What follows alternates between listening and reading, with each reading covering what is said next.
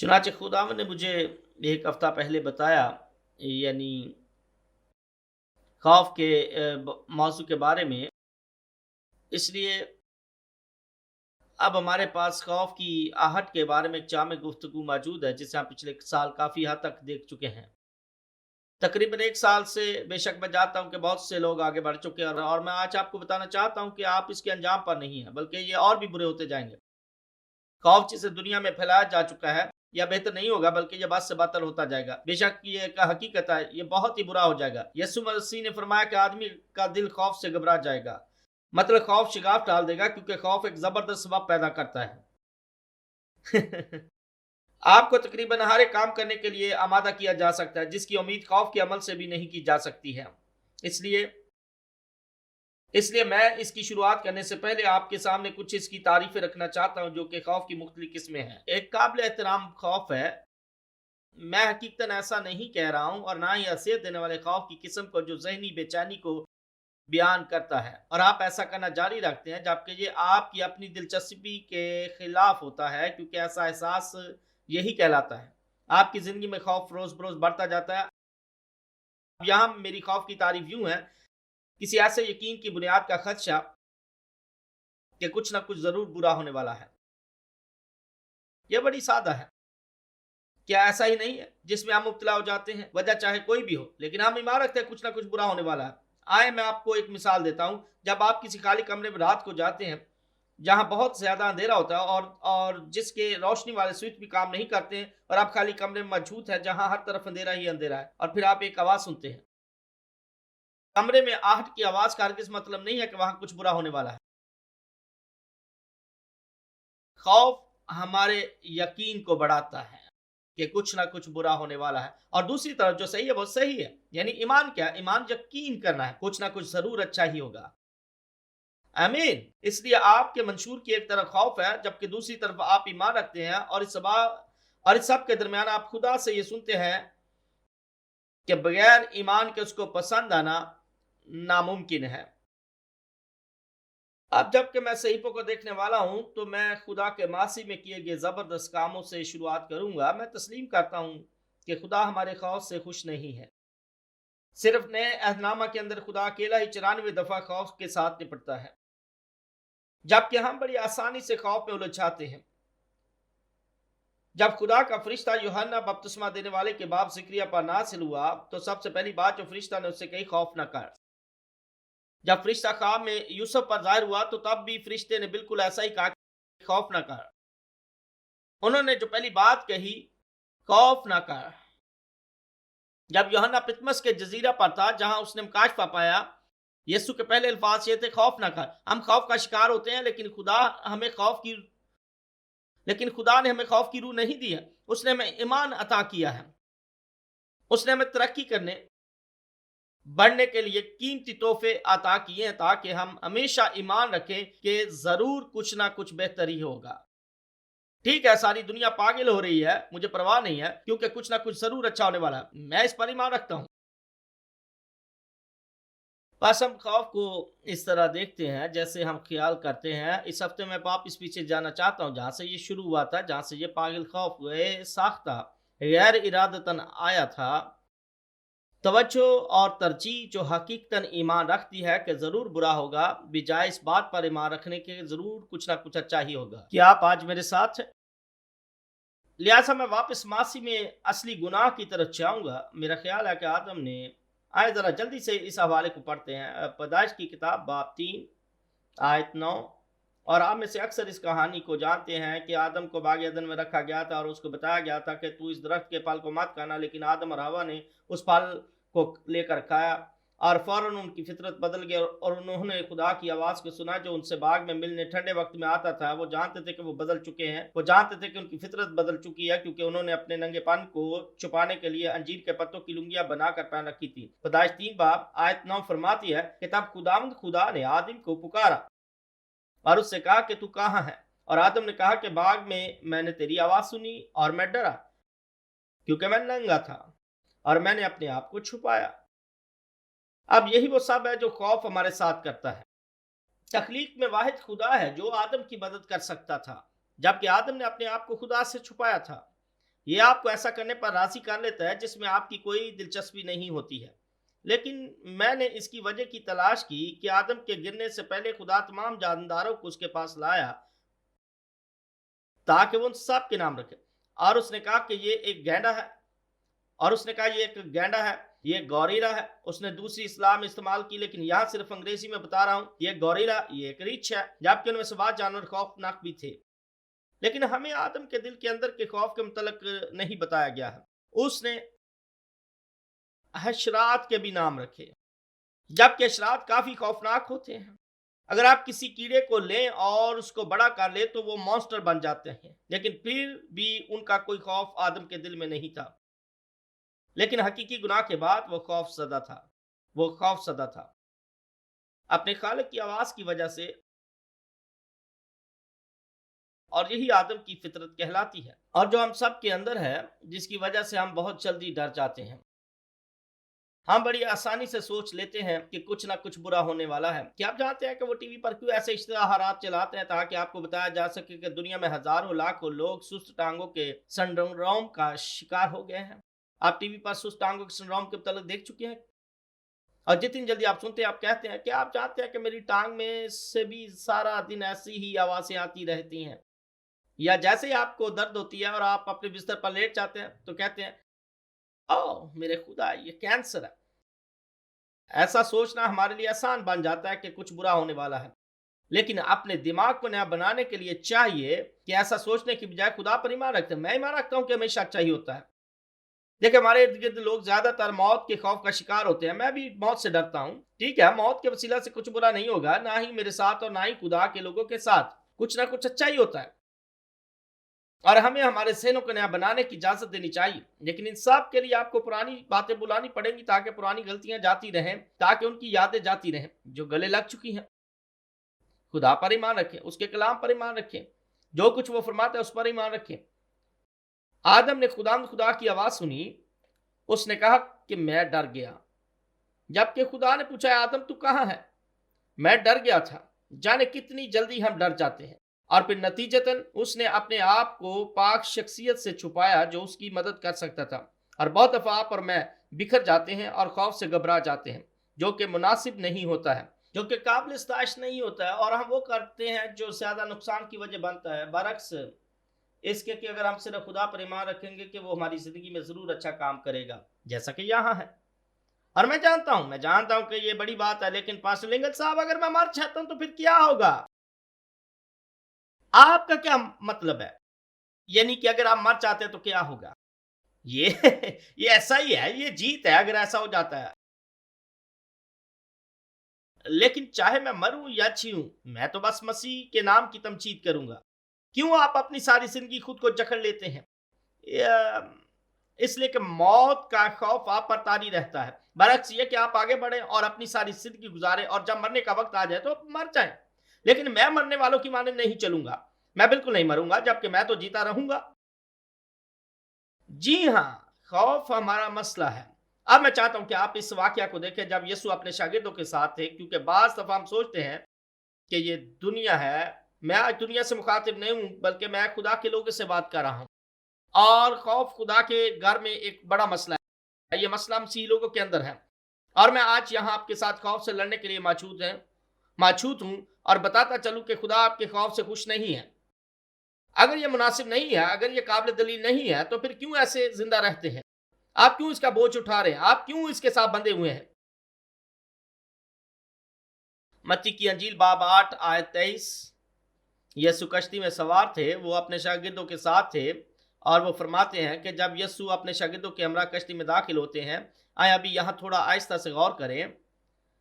अभी हम जानते हैं कि वो बड़े अरसे से यीशु की पैरवी करते थे और वो जानते थे कि यीशु खुदा है।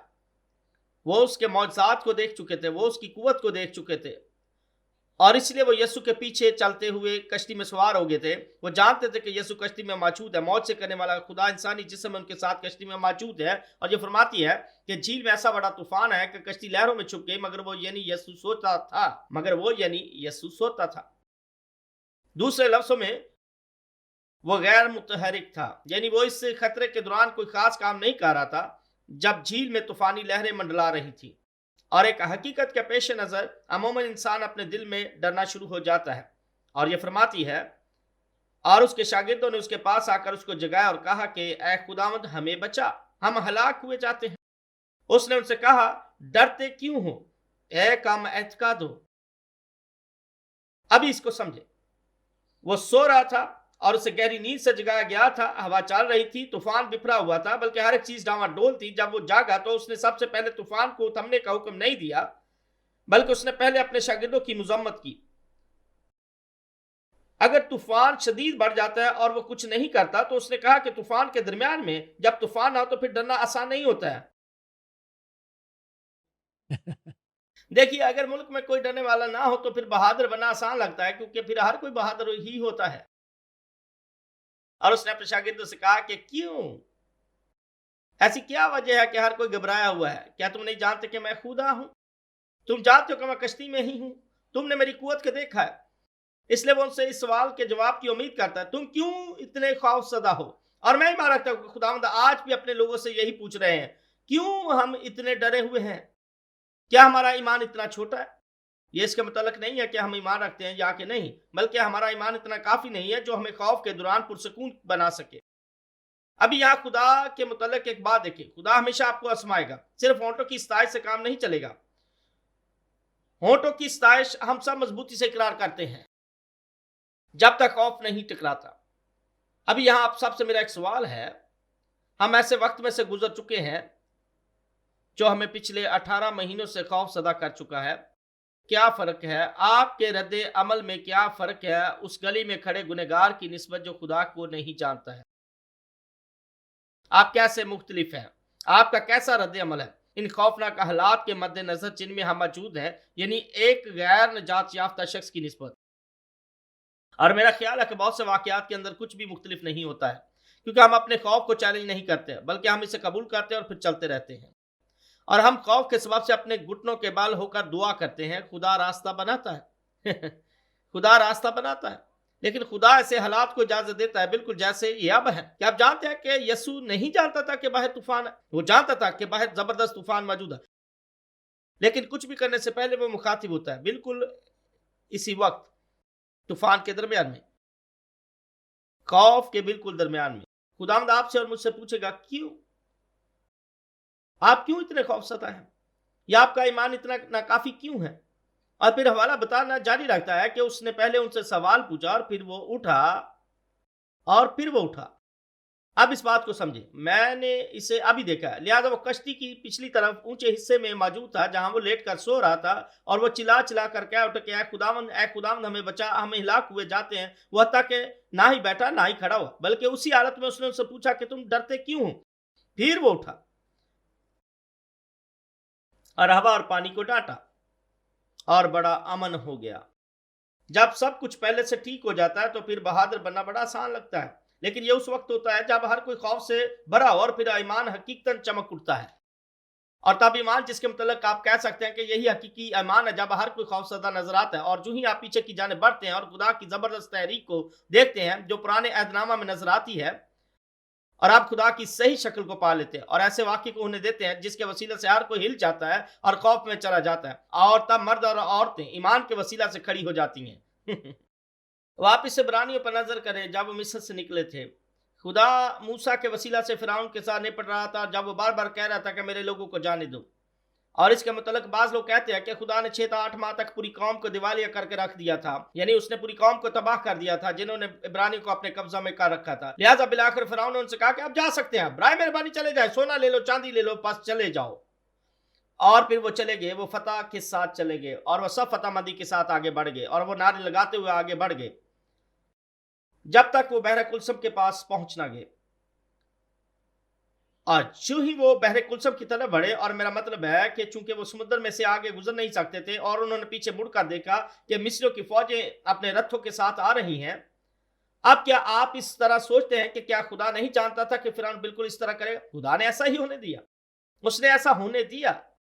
और मैं ख्याल करता हूं कि खानदान और लोग बेशक एक मुकाम पर खुदा उन पर बड़ा गजबनाक था, क्योंकि उन्होंने कहा था कि आओ हम अपना एक कैप्टन बनाएं और वापस मिस्र को चले जाएं। और हम वापस जा रहे हैं, हम वापस जाएंगे क्योंकि हम यहाँ बियाबान में मरे हैं। और खुदा ने मूसा से कहा, मूसा पीछे हट जाओ, मैं इन सबको हलाक कर दूं। खुदा हमारे खौफ के साथ खुश नहीं है। खुदा तब खुश होता है जब लोग उस पर ईमान रखते हैं, उस पर, उसके कलाम पर, उसके वादों पर। और बेशक हर कोई डरा हुआ है, हर कोई शोर मचा रहा था, कोई नहीं सुन रहा था सिवाय मूसा के। खुदा फरमाता है, मूसा अपनी लाठी जमीन पर डाल दो। अब यहां आपको समझने की जरूरत है, क्या यही हकीकत है जिसको कहने के लिए मैं आज यहां हूं?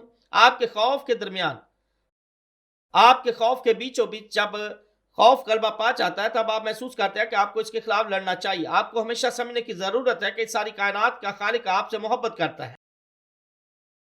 वो आपके कंधों को देख रहा है और वो ख्याल करता है कि आप उसकी आंख की पुतली हैं।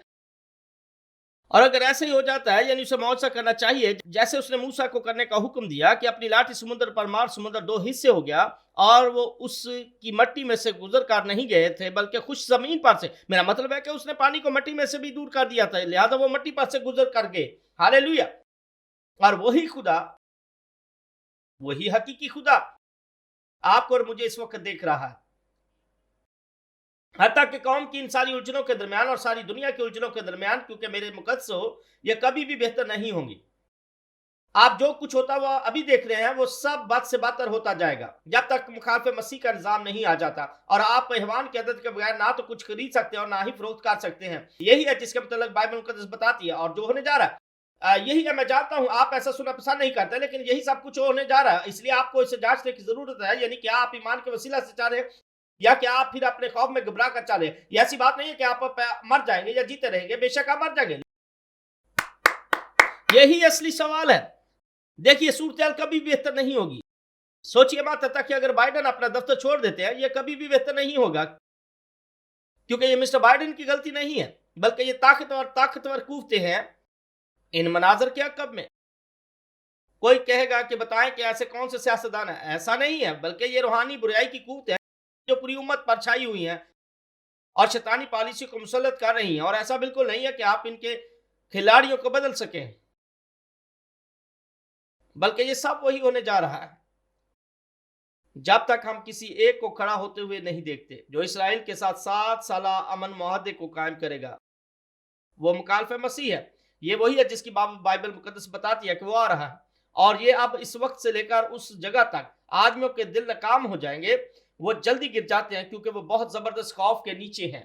खुदा आपके ईमान की वजह से जुम्बिश करता है, और वजह कि हम बहुत जल्द किसी भी बुरी बात का यकीन कर लेते हैं जो होने वाली होती है, क्योंकि हम मोहब्बत में कामिल नहीं होते हैं। मैं जानता हूं कोई कहेगा कि मैं खुदा से मोहब्बत रखता हूं। जी हाँ, लेकिन आप उसकी मोहब्बत को अपने लिए नहीं समझते हैं, क्योंकि मोहब्बत में खौफ नहीं होता। कामिल मोहब्बत खौफ को दूर कर देती है, और कोई खौफ करने वाला मोहब्बत में कामिल नहीं हुआ। इसलिए आपको उस कीमत को समझने की जरूरत है जो खुदा ने आपकी जगह दी है। कि आप सोचते हैं कि उसने आपको मट्टी पर से उठाया और आपको पाक को साफ किया ताकि आपको यहां तक लाकर आपको छोड़ दे। और नहीं, मैं ऐसे खुदा की खिदमत नहीं करता हूं। वो इसराइल को मिस्र में से निकालने के बाद समुद्र में मरने के लिए नहीं लाया था, और अगर वो उस वक्त मौजा कर सकता है तो फिर खुदा के पास बेशुमार मौजूदात हैं जो वो कर सकता है ताकि अपने लोगों के निकलने के लिए रास्ता बना सके। बेशक उसे खुद आसमान के पर्दों को चीर कर और बादलों पर सवार होकर आना पड़ता। जी हाँ, इसलिए कि खुदा कर सकता है और वो करता है। लेकिन खौफ सदार खौफनाक मुकाशफे और बेईमानों का हिस्सा गंधक की जलती आग की झील में होगा। देखिए, मुकाशफा के आखिरी अब्वाब के अंदर यह फरमाती है कि बुज़दिल, खौफ सदा लोग और बेईमानों, और हमें इसे बिल्कुल सही समझने की जरूरत है। हमें देखने की जरूरत है, क्योंकि हमारे ईमान को चैलेंज किया गया है। हमारे ईमान को चैलेंज किया गया है और हमें यह जानने की जरूरत है कि हम किस पर ईमान रखते हैं। बाइबल मुकद्दस फरमाती है कि जो खुदा को जानते हैं वो मजबूत और ताकतवर होंगे। हालेलुया। अभी यहाँ एक हवाला है, मैं सिर्फ इसको पढ़ूंगा, आपको पढ़ने की जरूरत नहीं है। 2 तिमुथी बाब 1 और आयत 7 ये फरमाती है कि खुदा ने हमें दहशत की रूह नहीं दी। आप में से कितने लोग इस हवाले को जानते हैं? दूसरे लफ्जों में इसका जो मतलब है, अगर आप जदीद इंग्लिश में इसको देखते हैं, खुदा ने हमें खौफ सदा रूह नहीं दी है। ये वो नहीं है जो उसने हमें दिया। The American standard version Bible you बयान करती है खुदा ने हमें खौफ की रूह अता नहीं की है। लेकिन लेकिन डार्बी तर्जमा इससे भी बेहतर यूं बयान करता है कि खुदा ने हमें बुस्तली की रूह अता नहीं की है। बुस्तली की रूह अता नहीं की है। ये ज्यादा मजबूत नजर आता है। ये महज तर्जमा है, ये किसी शख्स की जाती राय नहीं है, बल्कि ये लफ्ज बा लफ्ज तर्जमा है। इसलिए खुदा नहीं चाहता कि हम अपने खौफ में मुब्तला होकर चलते फिरते रहें। वापस पीछे पुराने अहदनामा में असीम कहानियों को देखें। यसी के बेटे अलियाब, बेनदाब, शमा, ये तीनों यसी के जवान बेटे और दाऊद बादशाह के बड़े भाई थे, और वो सब के सब नबी के सामने हाजिर किए जाने वाले थे जो उनके घर किसी को मसा करने आया था। उनकी जबानों पर जबरदस्त इकरार था, लेकिन जब वादी में जाने का वक्त आया था ताकि वो देवकामत जाति जूलियत का मुकाबला कर सके, इनकी पीठें दीवार के साथ लगी हुई थी। वो मरने से डरते थे। लेकिन उसी खास वक्त में खुदा ने इस शरीरे से जवान को इजाजत दी बनाम दाऊद को। बाज लोग कहते हैं कि वो तो अभी 20 बरस का भी नहीं था, वो 16 या 19 बरस का हो सकता है, यानी वो भी अपने लड़कपन में था। हत्ता कि उसके कोई मसल भी नहीं थे। वो जब आया तो उसने जूलियत के बारे में सुना, उसने उसके तकब्बर के बारे में सुना, और उसने फौरन कहा कि ये नामख्तून फिलिस्ती कौन है जिसने जिंदा खुदा की फौजों की फजीयत किया, जबकि जिंदा खुदा की फौजें दीवारों के साथ चिपकी हुई थी। और फिर चंद दाऊद के बड़े भाई उसको झिड़कने लगे, क्योंकि सच्चा ईमान ये नाकाफी ईमान को बनाता है। बेशक नाकाफी सच्चा ईमान उस वक्त तक नहीं चमकता जब तक हर कोई अपनी बेईमानी में जकड़ा रहता है। और मेरे मुकद्दस हो, यही सब कुछ आजकल हो रहा है, यही आजकल हो रहा है। और दाऊद ने कहा कि मैं इस शैतान से लड़ने चाहूंगा। या देखते कि बास का ईमान बेमकसद नजर आता है। उसने कहा कि मैं इस शैतान से लड़ने चाहूंगा, और साउल ने कहा कि दाऊद ठीक है, मेरी बख्तर और मेरे हथियार पहन लो। और दाऊद ने वो सब कुछ पहन लिया, लेकिन लड़खड़ाने लगा, और उसने कहा कि मैं इन सब को पहनकर लड़ नहीं सकता हूं।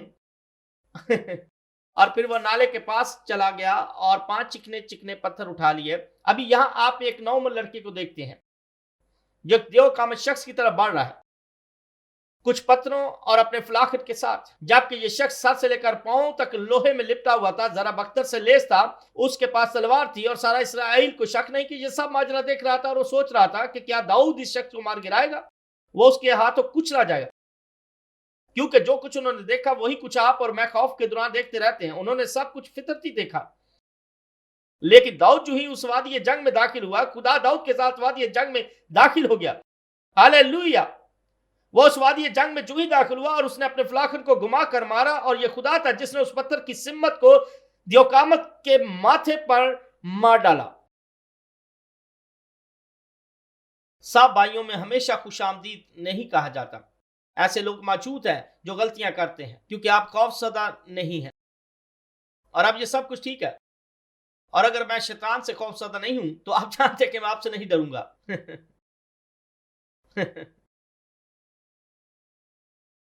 सदरक मिशक और अबेदनगो की तरफ देखें। नबूकदनेस्सर बादशाह, आए मुझे थोड़ी वजाहत करने दे। मैं बिल्कुल सीधी बात नहीं करना चाहता, लेकिन मैं असली बात करनी चाहूंगा। तब उसने नासमों, हाकिमों और तमाम सूबों के मनसबदारों को बुलाया, और मैं चाहता हूं कि तुम सब को बुलाओ, क्योंकि मैं चाहता हूं कि हर कोई मेरी सोने की मूरत को सजदा करे। हर हुकूमत चाहती है कि उसकी सताइश की जाए। चूंकि हम एक मुहज़्ज़म माशरे में रहते हैं, लेकिन फिर भी हुकूमतें एक जैसी होती हैं जो अपनी खुद की सताइश चाहती हैं। रुकें, ठहरिए, 1 मिनट इंतजार करें, इस बात का यकीन करें, मैं पीछे नहीं हट रहा। गुनहगार आदमी जो ही दाखिल होते हैं वो आपको बताते हैं कि आपको हैवान की अदद की जरूरत है, आपके लिए उसकी अतात जरूरी है, नहीं तो आप मर जाएंगे। यही है जो कुछ होने जा रहा है, यही आपकी बाइबल के अंदर है। और वो कहना जारी रखते हैं कि हमारे पास बड़े बड़े मौसीकार हैं, हमारे बड़े बड़े शो होते हैं, हम इसे बड़े पुरलुत्फ बनाते हैं, और जो ही सा मौसीकार आगाज करते हैं हर को चीखना शोर मचाना शुरू कर देता है। मैं चाहता हूँ कि हर कोई इस बड़ी मूरत के आगे झुक जाए और इस मूरत की प्रस्तिश करे। और आए मुझे और सादगी से बयान करने दें, एक बुत इंसान की सूरत का जिनसी उज़्व होता है, ये यही होता है। इसलिए तवक्को की जाती है कि लोग उसके आगे झुक जाएं। और आप आजकल के मौसम की तरफ देखें कि आज की हुकूमत के दरमियान सबसे बड़ा मसला जिनसी मसाइल हैं। अपनी आंखें खोले, हम वहां हैं, हम वहां जाना नहीं चाहते लेकिन वही हैं। और हम में से अक्सर वही सब कुछ कहते हैं जो कुछ उन्हें बताया जाता है। आप इससे बेहतर खुदा से सुन सकते हैं। खुदा से पूछे कि मैं क्या कर सकता हूं। और उसने कहा कि जो ही साजों की आवाज सुनो और जो ही महफिल शुरू हो तो मैं चाहता हूं कि हर कोई मूरत के आगे सजदा करने के लिए झुक जाए। आप क्या करेंगे उस वक्त? आप क्या करेंगे? क्योंकि बेशक सब कुछ आज के दौर में वाकई हो सकते हैं। हम ऐसी बातों को देख चुके हैं जिन्हें पहले कभी नहीं देखा था। अगर ऐसा कुछ आज वाकई होता है, आप फिर कहां खड़े होंगे? आप क्या करेंगे? क्या आप खौफ में मुब्तला रहेंगे, मैं सोचते हुए कि कहीं कुछ बुरा ना हो जाए, या फिर आप ईमान के वसीला से चलेंगे? नहीं नहीं नहीं, कुछ ना कुछ जरूर बेहतर होगा। और इब्रानी जवानों ने बादशाह की तरफ देखा। सबसे पहले हर कोई झुक कर सजदा कर चुका था, जबकि कि वो सबके पीछे मौजूद है। ए बादशाह, वहां 3 मजहबी लोग मौजूद है जिन्होंने तेरी मूरत को सजदा नहीं किया। और वो उनको नबूकतनेस्सर के पास ले गए जो बहुत गुस्से में था। देखिए यही है जो इंसान करता है। उसने उनको ऐसी जगह पर डालना चाहा। उसने कहा ठीक है, उनको यहाँ लाओ, हमें मौसीकी को शुरू करने की जरूरत है। और जो म्यूजिक स्टार्ट होता है, तब मैं तो करता हूं कि हर एक चुप जाए। आपके साथ मैं अपना सब्र खो रहा हूं। और अबरानी नौजवान ने बादशाह से कहा, ए काबिल मोहतरम बादशाह, गुस्से के साथ नहीं, बड़ी इज्जत से कहा, ए बादशाह, हम आपको इसके बारे में जवाब देना नहीं चाहते। हम जानते हैं कि हमारा खुदा इस काबिल है। नोट करें कि उन्होंने खुदा को कैसे बीच में रख लिया। देखिए, जो ही आप खुदा को मामले के दरमियान रख लेते हैं, आप गलती कर रहे हैं या आप गलती से बुला रहे हैं। ये कोई एक चमा बराबर 2 नहीं है, बल्कि ये एक जमा खुदा और जिस चीज की जरूरत है बन जाता है। उन्होंने कहा हमें परवाह नहीं है, हमारा खुदा छुड़ाने पर कादिर है, लेकिन हत्ता कि अगर वो हमें नहीं भी छुड़ाता, हम फिर भी तेरी मूरत के आगे सजदा नहीं करेंगे। हम कभी भी अपनी जरूरतों को तेरी मूरत के आगे झुकने नहीं देंगे। मेरे अजीजों, यही वो घड़ी है जब खुदा के लोगों को अपने ईमान पर कायम रहने की जरूरत होती है। यही वो वक्त है जब हमें जानने की जरूरत है कि हम किस पर ईमान रखते हैं, और हमें मुकम्मल तौर पर उसकी तरफ मुतवज्जह रहना चाहिए जिसका उसने वादा किया है। जब कलीसिया आसमान पर उठाई जाएगी, क्या आप उस वक्त अपने घुटनों पर झुकेंगे या आप अपने कदमों पर खड़े होंगे? यह बड़ी अच्छी मुनादी है। मैं आज की सुबह यहां मौजूद हूं। मैं आप सबसे मोहब्बत करता हूं, मुझे किसी पर भी गुस्सा नहीं है, लेकिन मैं आपको चैलेंज करना चाहता हूं ताकि आप अपने खौफ को चैलेंज कर सके। मैं आपको चैलेंज करना चाहता हूं। खुदा ने हर इंसान को पैमाना भर के ईमान अता कर रखा है जो आपके अंदर है, लेकिन यहां मसला यह है कि आप इसके इतने करीब नहीं आते, आप इस कलाम के पास नहीं आते। और पास्टर टेलर ने जबरदस्त पैगाम दिया है। मेरा ख्याल है ये पिछले हफ्ते की बात है।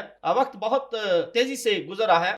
एक वक्त ऐसा आएगा जब यीशु कलीसिया से कहेंगे, सोते रहो, आराम करो, वो घड़ी आ पहुंची है, दुश्मन आ पहुंचा है। यही वो वक्त है जब आपको नए अहदनामा को जानने की जरूरत है। अगर आप बाइबल पढ़ने के सिलसिले में बिल्कुल नए हैं तो फिर पुराने अहदनामा को छोड़कर नए अहदनामा में आ जाए और इसे अच्छी तरह जाने, क्योंकि हर एक चीज बड़ी सादा और आसानी से नए अहदनामा में बयान की गई है, और इसे इस्तेमाल करें। और खुदा पाक रूहुल कुद्दस आपके दिल में कलाम करना जारी हो जाएगा। और जब आप बेचैनी महसूस करना शुरू करेंगे जो आपके बातन में इस्तराबियत बर्पा कर देगी, ये बात या वो बात या किसी भी दूसरी बात के बारे में, या वो बातें जो होने जा रही, आप खुदा की तरफ वापस मुड़कर कहेंगे और आप खुदा से कह सकते हैं कि खुदा, मैं बहुत ही खौफजदा हूं, मैं नहीं जानता कि मुझे क्या करना चाहिए, ना ही मुझे पता है कि मैं कैसे सोचूं, मुझे आपकी जरूरत है। और खुदा सारी जाहोशमत का मालिक आपके अंदर दिलेरी पैदा कर देगा। वो आपके बातन में दिलेरी पैदा कर देगा और आपकी हर कदम पर मदद फरमाएगा। लेकिन मेरे अजीजों, अगर आप कुछ नहीं करते हैं और अपने आप को खौफ के सबब से खौफसदा ही रखेंगे, खौफ बहुत बड़ी वजह है। ये आपकी सारी दौलत को ले उठता है जिसको आपके सारे खानदान ने सारी उम्र जमा किया था, और आपकी काबिल रहम जिंदगी में एक ही ऑपरेशन पर खर्च कर देता है बजाय खुदा पर भरोसा करने के। आए मैं आपको एक मिसाल से समझाता हूं। कई साल पहले मेरा एक नायब पादरी था जो इसी शहर का था, और वो अपने घोड़े पर सवारी कर रहा था, मेरा ख्याल है शायद जनूब की तरफ के हिस्सा में। और जब वो घुड़सवारी कर रहा था तो उसने दूर एक छोटा सा घर देखा। वो इतना छोटा था कि उसने बड़ी मुश्किल से उसको देखा, और उसने सोचा कि उसे वहां जाकर देखना चाहिए। और जो ही वो घर के पास पहुंचा, उसने देखा कि एक औरत वहां बैठी हुई है, और एक ही जगह के बाशिंदों की मानित वो जल्द ही आपस में बातें करनी शुरू हो गए, और वो दोनों बातें करने लगे। जहां वो औरत बैठी हुई थी, उसने देखा कि वो औरत व्हील चेयर पर बैठी हुई है, वो एक मासूर औरत थी, जिसकी टाँगें और बाजू कटे हुए थे। और उसने उससे पूछा कि आपके साथ क्या वाक़या हुआ है? और उसने बताया कि उसकी ज़ियादत की बीमारी के सबब से ऐसा हुआ है और मुझको बचाने की खातिर उन्होंने मेरे बाजू और मेरी टाँगें काट दी हैं। इसलिए वो इस व्हील चेयर पर बैठी हुई है और वो अपनी महदूद हद में है। और क्या आप जानते हैं कि उस औरत ने उससे क्या कहा? उस औरत ने कहा कि मुझे बस खुदावंद पर तवक्कुल करना चाहिए। मैंने खुदावंद पर तवक्कुल किया है। जो कुछ आपके ज़हन में होता है उससे कहीं ज़्यादा बुरी बातें अक्सर वाक़ई हो जाती हैं, जिसके खौफ से आपका जी घबरा जाता है। कोई मसला नहीं है, जो कुछ भी इस दौरान हो रहा होता है, आपने तस्लीम करना है कि खुदा आपके कंधों पर है, उसकी आँखें आप पर लगी हैं। उसने फरमाया कि तुम्हारे तो बाल भी गिने हुए हैं। इसको समझें और मेरी बात समझें। इसका हरगिज़ मतलब नहीं कि आपके 5022 बाल हैं। वो आपके बाल नंबर 1 से बाल नंबर 7 में से हर एक को, यानी हर एक बाल गिना जा चुका है। इसका मतलब है कि वो आपको कितनी ज़्यादा तवज्जो देता है और फिर लोग आपके पास आकर कहते हैं, ये हो जाएगा, वो हो जाएगा। यीशु फरमाते हैं, उससे मत डरो जो बदन को कत्ल करते हैं। मैं बताता हूँ किससे डरना चाहिए। उससे डरो जो रूह और बदन दोनों को जहन्नम में हलाक कर सकता है। मैं तुमसे सच कहता हूँ, उसी से डरो। हम अपने खुदा के रद्द अमल को गैर निजात याफ्ता दुनिया के बारे में बिल्कुल ऐसा नहीं देखते हैं। ये बहुत सख्त है, मैं जानता हूँ ये बहुत सख्त रवैया है, लेकिन मैं आज की सुबह आपको चैलेंज करता हूँ। आप क्यों इतने खौफसदा हैं? अगर आपका रद्द अमल बिल्कुल निजात याफ्ता लोगों की तरह है, यानी अगर आप पुरानी सिगरेट पीने वाले, शराब पीने वाले, गलियों में शोर मचाने वाले हैं, तो फिर आपका निजात याफ्ता होने से क्या मतलब है? उन्हें थोड़ा मुख्तलिफ होना चाहिए। प्रेज़ द लॉर्ड, खुदावंद की तमजीद हो, खुदावंद की तमजीद हो। हमें चैलेंजेस को कबूल करना चाहिए। हमें अपने ईमान को चैलेंज करना चाहिए। सबसे बुरी चीज जो आपके साथ हो सकती है वो ये है कि आप मर जाएंगे। क्या आप जानते हैं कि चाइना में लोग क्या कर रहे हैं? और वो ये सब बड़े अरसा से कर रहे हैं। वो लोगों को पकड़ रहे हैं, ज्यादातर वो बड़े बड़े मजहबी लोगों को, और वो उनको मजबूर करते हैं ऐसे बिस्तरों पर जहां उनके आजाद चुरा लिए जाते हैं और बिस्तर मरग पर उनको मरने के लिए छोड़ दिया जाता है। लिहाजा वो आपके अजाओं को दूसरों के हाथ बेच देते हैं। एक वक्त था जब नासियों ने यहूदियों को पकड़ पकड़ कर उन पर केमिकल तजर्बात किए थे। ऐसे वाकयात मौत से भी बदतर थे। सास वाले साहबान आगे आ जाए। सबसे अहम बात, जब जी उठने वाली जिंदगी आ जाएगी, मैं अपने कदमों पर झुकना पसंद नहीं करूंगा कि जब जी उठना, मैं मुफ्त पैदा हुआ, मैं मुफ्त मरूंगा। जब जी उठने वाली जिंदगी जन्म लेगी, मैं अपने कदमों पर खड़ा हूंगा या फिर मैं पहले ही से जन्नत में मौजूद हूंगा। इसलिए मेरे मुकद्दस, हम सबको अपने दिल में देखने की जरूरत है। हमें देखने की जरूरत है। हम सब एक जैसे हैं। हम में से यहाँ कोई भी ऐसा नहीं है जो डरता ना हो। हम सब डरते हैं, लेकिन आप इसके साथ कैसे निपटते हैं? अपने डर को चैलेंज कीजिए। अपने डर को चैलेंज कीजिए और अपने आप से पूछिए, क्यों आप इतने खौफजदा हैं? आमीन। बराए मेहरबानी इस सारे कमरे में मौजूद लोग, क्या आप अपने सरों को झुकाएंगे? ऐ बाप, हम तेरी शफकत के लिए तेरा शुक्र करते हैं। हम शुक्रगुजार हैं कि आपकी हजूरी हम पर है। आपका वादा है कि आप कभी भी हमसे दस्तबरदार नहीं होंगे और ना ही हमें छोड़ेंगे, हत्ता कि दुनिया के आखिर तक आप हमें कभी भी नहीं छोड़ेंगे।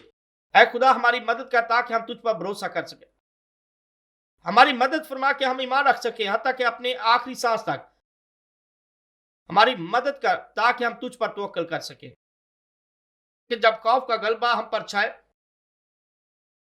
तो हमारी मदद कर ताकि इस हकीकत को जाने कि आप हमारे साथ हैं और आपकी मोहब्बत लामहदूद है जो हमारे दिलों में है। ऐ बाप, हमारी आज मदद फरमा। आए हम सब इस कमरे में मौजूद अपने कदमों पर खड़े हो जाए। आप खुद जानते हैं कि आप कहाँ खड़े हैं। मैं किसी को मलामत नहीं कर रहा हूँ और ना ही मैं किसी के साथ गुस्से में हूँ। मैं सिर्फ चाहता हूँ कि आप खौफ के जिस भी मरहले पर हैं उसको लेकर खुदावंद के सामने आ जाए और खुदा से कहें कि ऐ खुदा, मेरा ईमान तुझी पर है। मैं अपनी मुश्किलात में भी आप पर अपने ईमान को कायम रखना चाहूंगा। मैं किसी भी बुरे ख्याल के सबब से डावाडोल नहीं होना चाहता कि कुछ बुरा हो जाएगा, लेकिन मैं खुदा पर ईमान रखना चाहता हूं कि सब कुछ बेहतर होगा। मैं आपका बेटा हूं। आज की सुबह मैं आपका बेटा हूं। आए आज की सुबह खुदावंद के हजूर आ जाएं और उससे दुआ मांगते हुए कहें, जब आप दुआ करेंगे तो मैं आपके लिए कुछ पढ़ूंगा। तू मत डर, क्योंकि मैं तेरे साथ हूं। हरासा ना हो, क्योंकि मैं तेरा खुदा हूं, मैं तुझे जोर बख्शूंगा, मैं यकीनन तेरी मदद करूंगा और मैं अपनी सदाकत के दाहिने हाथ से तुझे संभालूंगा। आए आज की सुबह खुदावंद अपने खुदा को पुकारे, खुदावंद को पुकारे। हालेलुया।